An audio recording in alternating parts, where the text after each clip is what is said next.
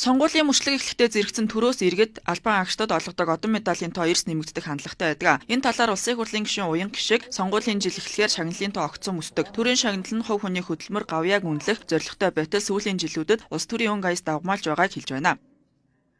Бодол алдар тхийн одон хасах гэж юм гэдэг юм уу те. Тиймэрхүү байдлаар ушгиж бол бас болохгүй.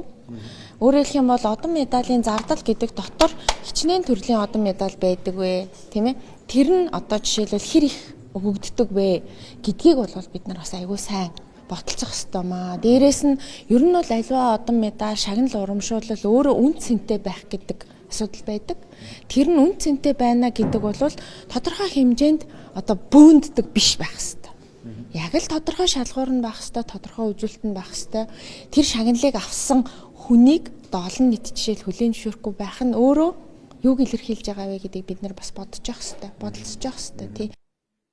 Шагнал олголт хэд олон болсноор үнэлэмж буурч төрийн нэр хүндэд сөргөөр нөлөөлдөг. Зарим тохиолдолд мэргэжлийн салбарын шалгуур бус танил тал улс төрийн дэмжлэгээр шийдвэрлэгдэх тохиолдол нэмэгцээр байгаа юм а. Судалгаагаар сүүлийн 2 сонгуулийн үеэр өмнөх жилүүдэд төрийн шагнал олголт 20-30% өснө нь тогтоогдсон. Энэ нь улс төрийн зорилготой иргэдийн сэтгэл зүйд нөлөөлөх нэг хэлбэр болсон гэж дүгнэж байна.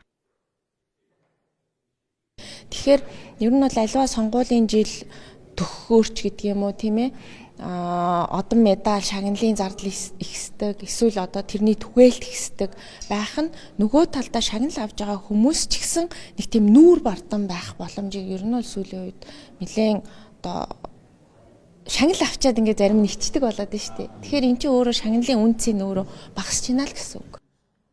Төрийн шагнал одон медалийг улс төрийн хэрэгсэл болон ашиглахын хувьд л үргэлжилбэл шагналын үнц нь бүр мөсөн алдагдах эрсдэлтэй. Хөдөлмөр гавьяаг үнэлэх бодит шалгуурыг ил тод мэргэжлийн түвшинд тогтоож улс төрөөс ангид байлгах нь чухал байна.